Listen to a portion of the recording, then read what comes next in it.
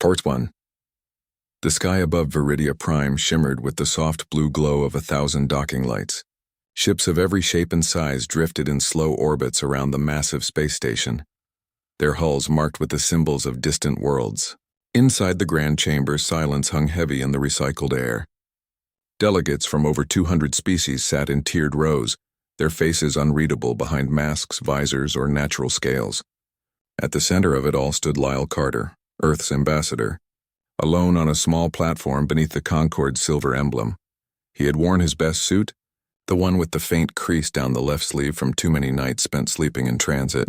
His hands were clasped behind his back, but his fingers twitched slightly. He knew what was coming. The rumors had been circling for weeks. Now the moment had arrived. Varnus of the Cathari rose from the high seat. Tall and slender, with skin like polished obsidian and eyes that reflected no light, he spoke without needing a translator. His voice was calm, precise, and cold as vacuum. Earth has violated Article 7 of the Prime Accord, he began. Unregulated artificial intelligence development, unauthorized terraforming of Mars and Titan, militarization of orbital zones beyond planetary defense limits. These are not minor infractions. They are acts of defiance against the peace we have built. Lyle took a slow breath. With respect, High Delegate, Earth acted out of necessity, not defiance. Our population grows. Our resources shrink. We sought only to secure a future for our children, not to threaten yours. A murmur rippled through the chamber. Some delegates shifted, others remained still as stone. Necessity does not excuse treaty violations, Varnus replied. The Concord has watched your species for decades. You advance quickly, too quickly. You ask for trust, yet you build weapons in the shadows. You speak of peace, yet your drones map our borders. Lyle's throat tightened. He wanted to argue that Earth had shared its discoveries, that human scientists had helped cure blight on 3 conquered worlds, that their music and art had touched even the most stoic of alien hearts. But he knew it wouldn't matter now. The decision had already been made. Varnus raised a 3-fingered hand. Therefore, by unanimous vote of the Galactic Concord Council, the following sanctions are enacted against Sol System, effective immediately. The words fell like stones. All trade with Earth and its colonies was suspended. No ships would be allowed to enter or leave human space. No data streams, no medical shipments, no fuel, no spare parts. Earth would be cut off from the galactic network that powered hospitals, farms, and communication grids.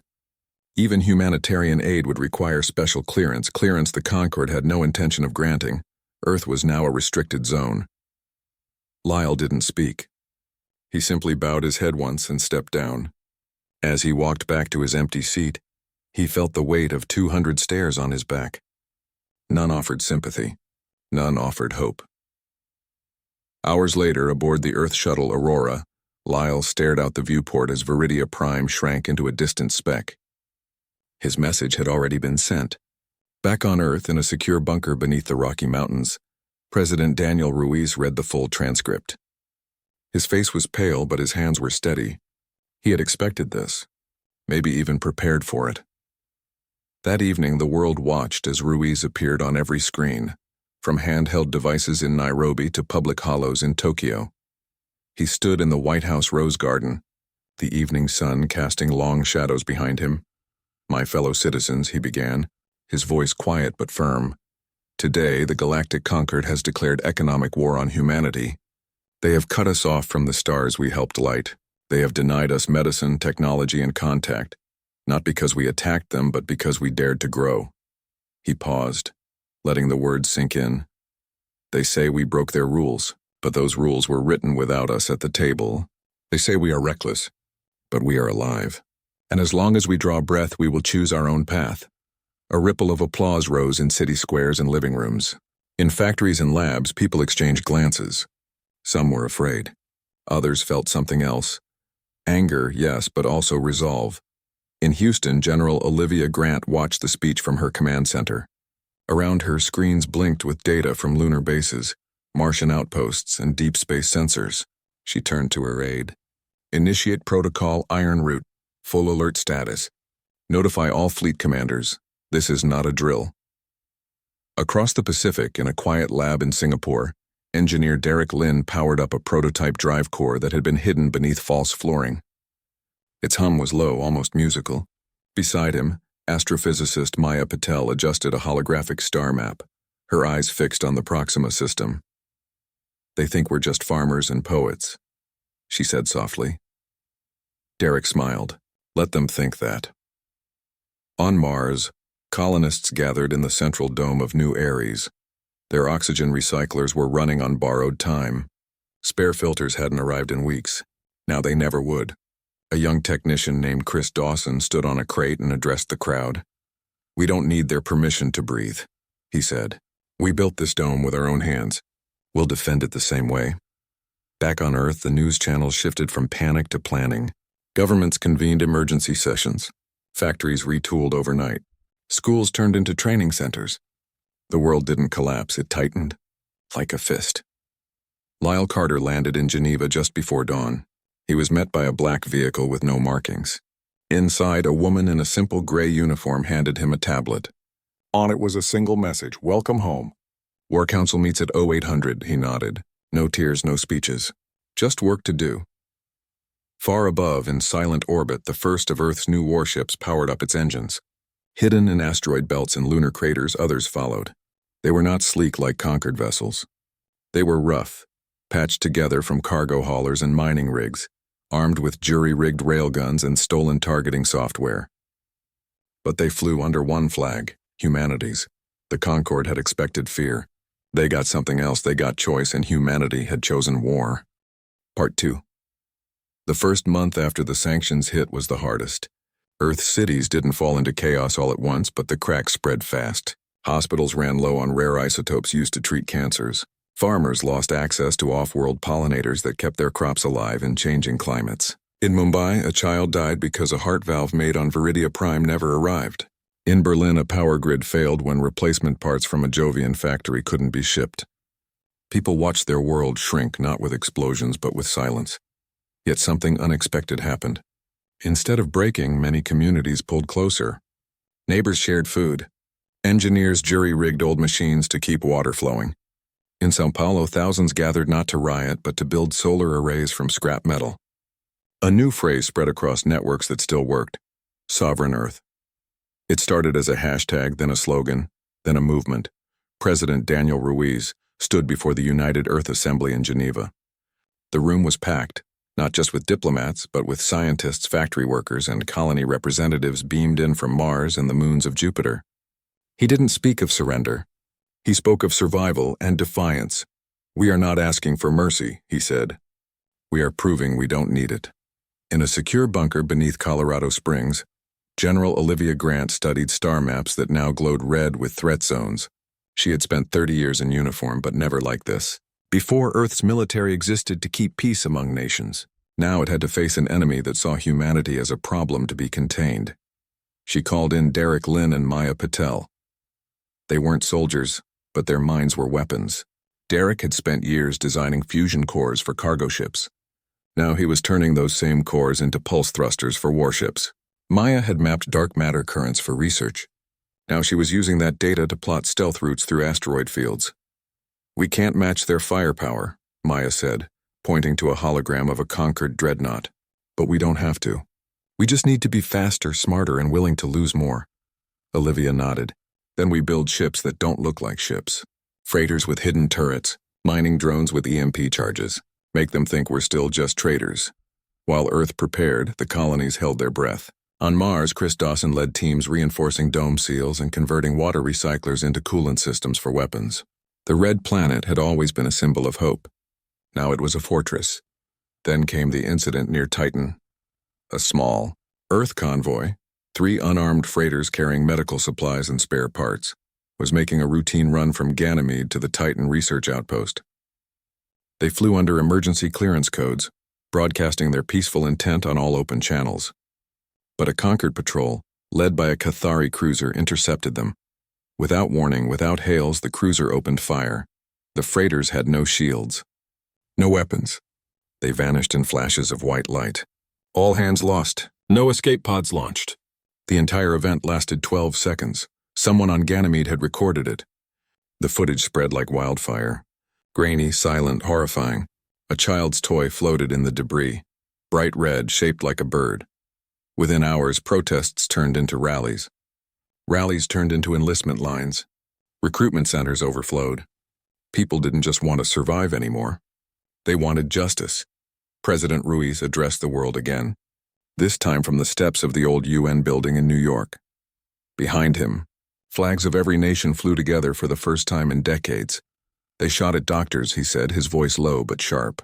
They killed people who carried bandages, not bombs. If that is peace, then we reject it. In Houston, Olivia gave the order, activate Project Helios. Hidden in dry docks beneath the Pacific, 5 massive vessels powered up for the first time. They were rough, built from old orbital platforms and reinforced with lunar steel. Their names were simple: Dawn, Vigil, Haven, Rampart, and Valor. Each carried railguns salvaged from decommissioned defense satellites and AI targeting systems that ran on human-written code, no off-world tech, no conquered backdoors. On Mars, Chris Dawson stood before a crowd of colonists in New Ares Dome. He held up a data chip. "This contains our full loyalty oath to Earth," he said. "We are not separate. We are one people. And if they come for us, they come for all of us," the crowd roared. Not in fear. In unity. Back on Earth, factories ran day and night. Schools taught navigation and basic engineering alongside history and math. Children learned to identify ship classes like they once memorized sports teams. In Singapore, Maya and Derek tested a new drive that bent light around a vessel for 3 seconds, just long enough to vanish from sensors. It wasn't perfect, but it was theirs, the conquered noticed. Patrols doubled near the edge of human space. Broadcast warned Earth to stand down. But Earth no longer listened. In a quiet moment, Olivia visited a memorial wall in the command center. Names of the Titan convoy crew were already etched in steel. She placed a small stone beneath one name, Lena Cho, a medic who had volunteered for the run because her sister was sick on Titan. "We won't forget you," Olivia whispered. That night, the first Helios-class ship, Dawn, slipped out of lunar orbit. No fanfare, no announcement, just a silent glide into the dark. The world held its breath. Humanity was no longer waiting for war. They were building it. Part 3: Earth did not attack with fire. It attacked with silence. While the conquered watched the edges of human space, expecting fleets and fury, humanity struck where no one thought to look: the data streams. For weeks, small teams had been working in hidden labs beneath Reykjavik, Nairobi, and Buenos Aires. Their mission was not to build bombs, but to build ghosts. Tiny drones no bigger than a hand, wrapped in stealth foil and powered by recycled battery cells. They carried no weapons, only code. The plan had a name: Operation Nightfall. Chris Dawson, now promoted to flight commander, sat in the cockpit of a modified cargo hauler near the edge of the Kuiper Belt. Around him, 32 drones floated in the dark, tethered to his ship like sleeping birds. His hands rested lightly on the controls. His breath was steady. He thought of the red toy bird lost near Titan. This was for her. "Nightfall team, this is Dawson," he said into the comm. "We are go for launch." From Earth, General Olivia Grant watched from the command center. Her eyes never left the main screen. Beside her, Maya Patel monitored signal echoes. Derek Lynn stood with arms crossed, chewing on a piece of gum he'd had since breakfast. The drones detached one by one, vanishing into the void. They didn't fly fast. They drifted, mimicking space debris, riding solar winds toward their target, Relay Hub Theta, the Concorde's main communications node near Proxima Centauri. It was guarded, but not heavily. Why would it be? No one had ever dared touch it. The drones arrived 3 days later. They slipped through sensor nets designed to catch warships, not dust. One by one, they latched onto the hub's outer shell. Then they woke up. Inside the hub, alarms blared too late. The drones unleashed a cascade of corrupted data, overloading the core processors. Lights flickered. Systems rebooted, then went dark. For 72 hours, the Galactic Concord was blind. Messages from Viridia Prime bounced into silence. Orders to patrol ships vanished mid-transmission. Entire sectors lost contact. Panic spread through alien command decks. Who did this? How? While the Concord scrambled, Earth moved. From hidden shipyards near Ceres, the Dawn and Vigil launched toward the Proxima system. Not to fight, but to watch. They recorded everything. Confused hails, ships colliding in blind maneuvers, supply lines freezing in place. Every mistake was logged, studied, saved, but Earth's real weapon wasn't the blackout. It was what came next. Deep in a data vault beneath Geneva, Elena Ruiz, President Ruiz's daughter and a former xenolinguist, had spent months analyzing old trade logs. She found something the Concord hoped no one would see. Dozens of member worlds had secretly traded with Earth long after the sanctions began. Medical supplies from the Veln, fuel from the Oshari, even AI components from the Cathari themselves, all hidden behind fake invoices and shell corporations. Elena compiled the proof. Clean. Simple. Undeniable. Then, Earth broadcast it, not through official channels, not through Concord-approved networks. They used every old satellite, every pirate frequency, every public data burst they could find. The files flooded the galactic web. Within hours, every species in the Concord saw the truth. Their leaders had lied. Outrage followed. The smaller worlds, those who had suffered under Cathari rule for generations, demanded answers. Protests erupted on Viridia Prime. The unity that once held the Concord together began to crack. On Earth, people watched the news with quiet satisfaction. They hadn't fired a single shot in anger, yet they had shaken an empire.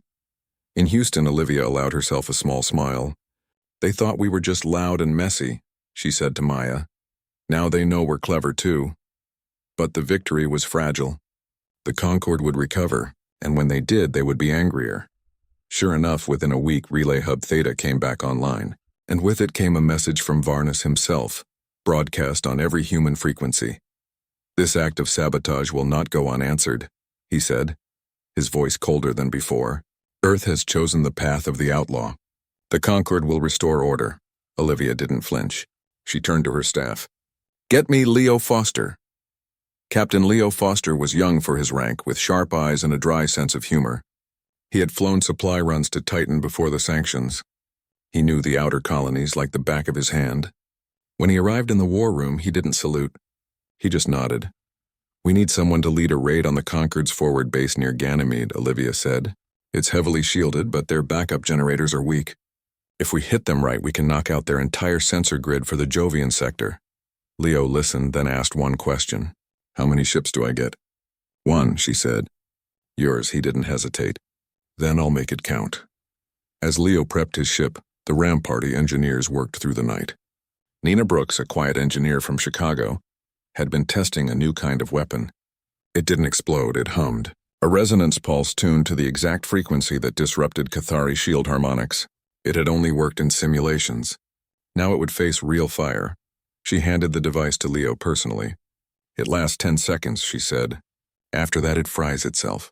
Use it well, he smiled. I will. Back on Mars, Chris Dawson gathered his team. The Concord thinks we're just hiding in our domes, he told them. Let's show them we're still out here. That night, human ships moved like shadows across the outer system. Not to attack, not yet, but to remind the galaxy that Earth was not alone, not broken, and not afraid. The Concord had expected a storm. Instead, they got a whisper, and the whisper carried teeth. Part 4, the Concord did not whisper back. They roared. 3 weeks after the nightfall blackout, their armada arrived. Not a patrol, not a warning fleet. A true war host, over 200 ships led by the dreadnought Zarkel, a vessel so large it cast a shadow over entire moons. Its hull bristled with plasma cannons and gravity lances. Its name meant silent judge in the old Cathari tongue. Their first target was Luna. Earth's orbital defenses had been upgraded, but they were no match for the Zarkel. Railgun batteries fired. Missile pods launched. None reached their mark. The dreadnought's shields absorbed the blows like rain on stone. Then it fired back. A single plasma beam cut through the main defense ring. Metal vaporized. Stations exploded in silent bursts. Debris scattered like broken glass. Within an hour, Earth's moon was defenseless. Next came Ganymede. The Jovian moon housed Earth's largest shipyard outside Mars. Thousands worked there. Welders, pilots, engineers, families. When the conquered fleet arrived, they gave no warning. They simply opened fire. Ship cradles melted. Fuel tanks detonated. The dome cities cracked under the shockwaves. Billions watched live feeds as Ganymede burned. But humanity did not break. From hidden bases in the asteroid belt, human ships struck back, not head-on, but like wolves circling a wounded bear. Freighters loaded with scrap metal drifted into the Concorde's path, forcing them to waste shots.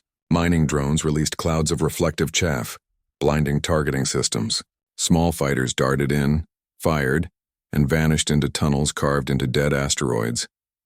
Leo Foster led the most daring raid yet. His ship, the Rampart, carried Nina Brooks's resonance pulse device. He flew alone, weaving through debris near Io, using Jupiter's magnetic storms to mask his signal. The Jarkel loomed ahead, its engines glowing like twin suns. 10 seconds to pulse range, came the voice of his co-pilot, a young woman named Tessa Moore, her hands steady on the shield controls. Leo didn't answer. He focused on the dreadnought's underbelly, the spot where Nina's data said the shield harmonics were weakest. At 5 kilometers, he triggered the pulse. For 10 seconds, the Jarkel's shields flickered just enough. Now, Leo shouted. Tessa fired the ship's main railgun. The slug, made of compressed tungsten, punched through the dreadnought's outer hull and buried itself deep in the engine core. Then Leo did something no one expected. Instead of fleeing, he turned the Rampart hard to starboard and rammed it straight into the breach. The explosion lit up the Jovian system like a second sun. On Earth, people saw the flash on their screens and fell silent. In Houston, Olivia Grant closed her eyes for a full minute. She knew what Leo had done. He hadn't just damaged the Jarkel. He had crippled it. The dreadnought listed, engines sputtering. Smoke poured from its side. Concorde ships scrambled to protect it, breaking formation. That was the moment Earth struck. From the dark side of Europa, the Dawn and Valor emerged. Behind them came a dozen retrofitted freighters, each armed with railguns and missile pods. They didn't aim for the big ships. They targeted the support vessels, the fuel tenders, the comms relays, the medical frigates. Without them, the Armada was blind and hungry. Chris Dawson led a strike team from Mars, hitting Concorde supply lines near the asteroid belt.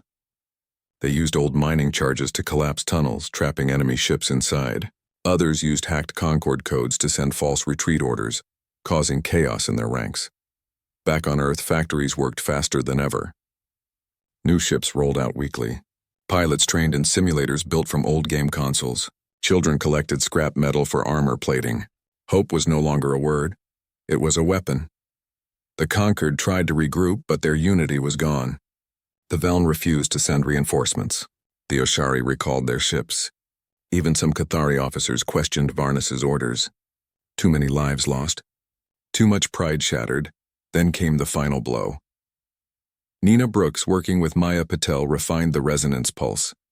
This time, it didn't just disrupt shields, it overloaded them. They tested it on a captured patrol craft.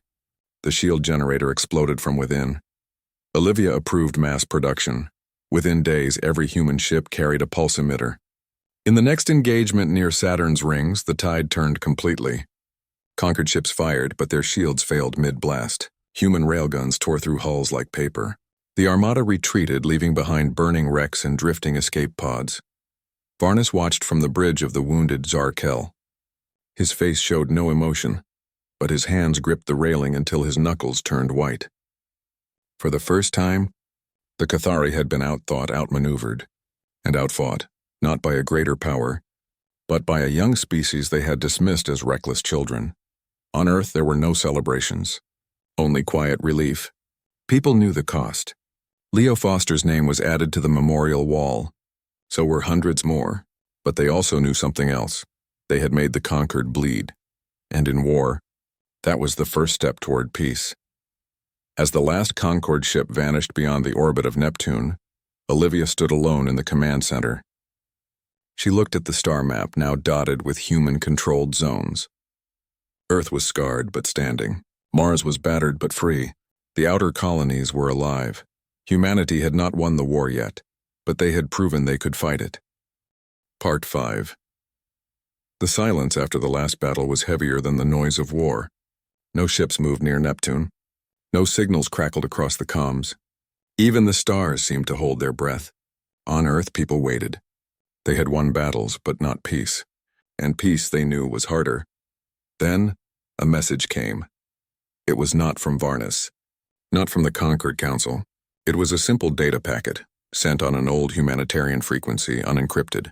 Inside was a set of coordinates, a derelict station in the Oort cloud, far from any world, far from pride or politics. and one line of text, talk or end it. Your choice. President Daniel Ruiz read it 3 times. Then he called his daughter. Elena Ruiz had not worn a uniform in years. She had left diplomacy after the sanctions began, saying words were useless when fists were raised. But she knew the conquered languages better than anyone alive.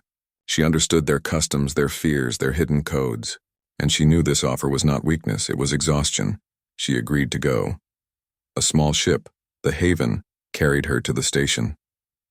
No weapons, no escort, just her, a pilot named Tessa Moore and a data core filled with Earth's evidence. When they arrived, the station was dark, cold, powered only by emergency cells. Inside, waiting in the central chamber, was a single Cathari envoy, older than Varnus with silver markings on his temples. His name was Joran. He had once taught xenohistory at Viridia Prime. He had also lost a son in the Ganymede strike. They did not shake hands. They sat. For 3 days they talked.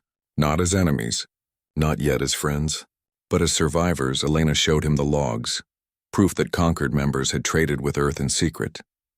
She played the recording of the Titan convoy's last moments. She explained how Earth's AI was built to heal, not harm, and how their terraforming followed strict ecological rules the conquered had ignored. Joran listened. Then he spoke of his people's fear, that humanity would grow too fast, too wild, and one day burn the galaxy like it had nearly burned its own world centuries before. He admitted the sanctions were meant to cage, not protect. But you broke the cage, he said quietly, and instead of roaring, you offered proof. On the 4th day, they drafted a new document. Not a surrender. Not a victory. A promise. The new accord. It called for shared oversight of AI and terraforming, joint scientific missions, open trade but with mutual rules. And one key change, Earth would have a seat at the table. Not as a guest. As a member, Joran sent the draft to Viridia Prime. The reply took 2 weeks. When it came, it carried the signatures of 83 species. The Cathari were not among them, but they did not block it. Back on Earth, President Ruiz addressed the world one last time from the White House lawn. The sun was rising. Birds sang in the trees, real birds, not toys. The conquered did not give us peace, he said. We built it. With courage, with loss, and with truth. We are not forgiven. We are respected, and that is enough. In Houston, Olivia Grant stood down from full alert for the first time in over a year. She walked to the memorial wall and placed a fresh stone beneath Leo Foster's name. Then she went home and slept through the night. On Mars, Chris Dawson helped rebuild the comms array with his own hands. Children played in the dome, laughing under artificial sunlight. Life returned not as it was, but as it could be.